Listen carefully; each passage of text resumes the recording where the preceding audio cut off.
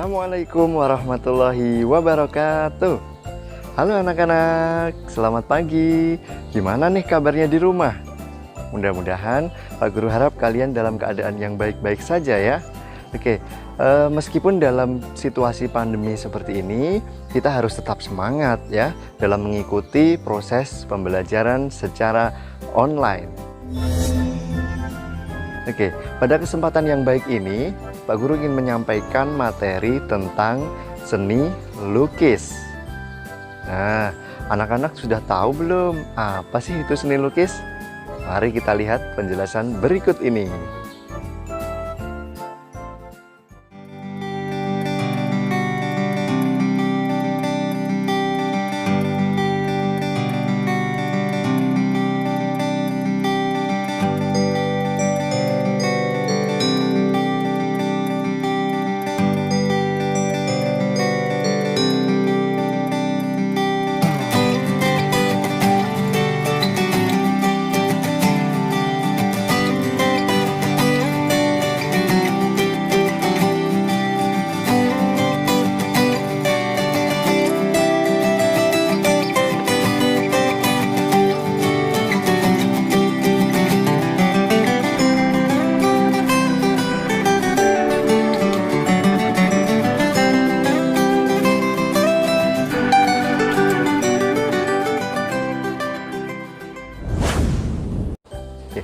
Lukisan adalah hasil imajinasi seorang seniman yang dituangkan dalam media lukis.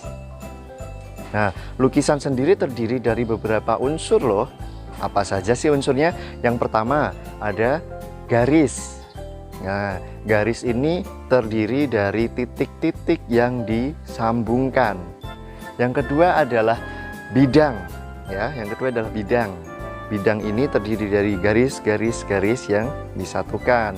Yang ketiga adalah warna, ya jelas. Kemudian ada tekstur dan ada gelap terang. Nah, itu unsur dari seni lukis. Nah, selain ada unsur, ya ada juga prinsip loh. Apa sih itu prinsip? Prinsip adalah penunjang dari semua unsur seni lukis. Apa saja sih prinsip dalam seni lukis? Yang pertama adalah irama, gradasi, penekanan, kesatuan, keseimbangan, keselarasan, dan komposisi. Nah, selain ada unsur, kemudian prinsip, ya, dalam ilmu seni lukis juga ada yang dikenal namanya corak. Apa itu corak? Ya, tentunya kalian sudah pernah mendengar kata corak dong. Ya, misalkan kalian datang ke toko batik. Nah, misalkan toko batik, saya suka dengan corak ini, saya nggak suka dengan corak ini. Nah, maka corak itu apa? Corak adalah gaya melukis tiap pelukis, dan ini menjadi khas, ya, menjadi ciri khusus dari seorang seniman. Nah, corak sendiri terbagi menjadi 3. Ada corak representatif, ya, ada corak deformatif, yang ketiga adalah corak abstrak. Corak representatif itu cara mudahnya adalah kita menggambar, ya, atau melukis keadaan sesuai dengan aslinya. Begitu, itu representatif, ya, atau penyajian kembali, ya, penyajian ulang. Contohnya kita pergi ke suatu pedesaan, di situ kita melihat ada gunung, kemudian ada sawah, ada pepohonan. Nah, itu kita lukis secara natural, ya, itu disebut dengan corak representatif. Yang kedua adalah corak deformatif. Nah, corak deformatif ini, ya, melukis suatu keadaan namun agak sedikit diubah.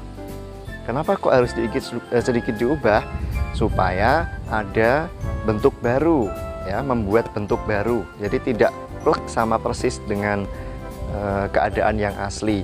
Sedikit diubah. Contohnya ada berikut ini.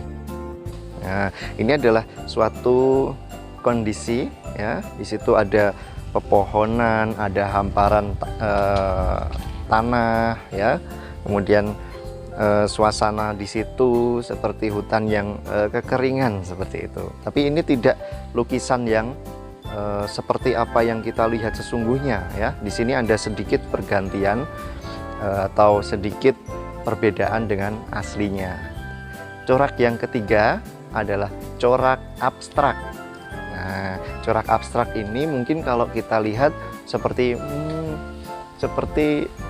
asal-asalan begitu. Nah, namun ini tidak asal-asalan, ini punya alasan tersendiri, punya argumen sendiri ya si pelukisnya.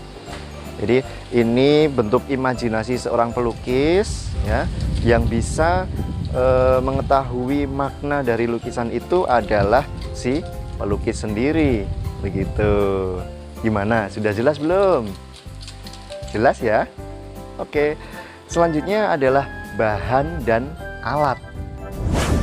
Dalam kita melukis itu pasti kita gunakan bahan dan alat. Apa saja sih bahan dan alat yang digunakan dalam melukis? Ini dia. Kita mulai dari bahan ya. Bahan adalah segala material yang bisa digunakan untuk kegiatan melukis. Nah, apa saja kira-kira bahan yang digunakan?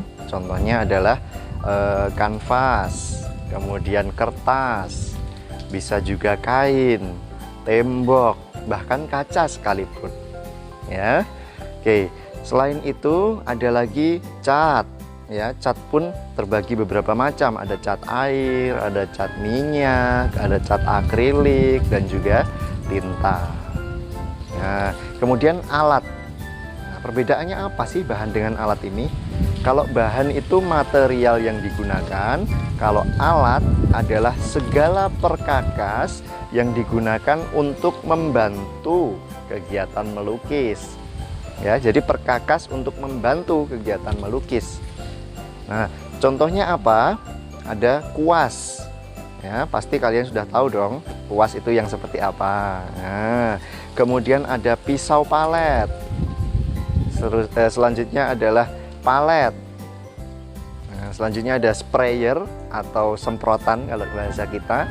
Dan yang terakhir adalah easel.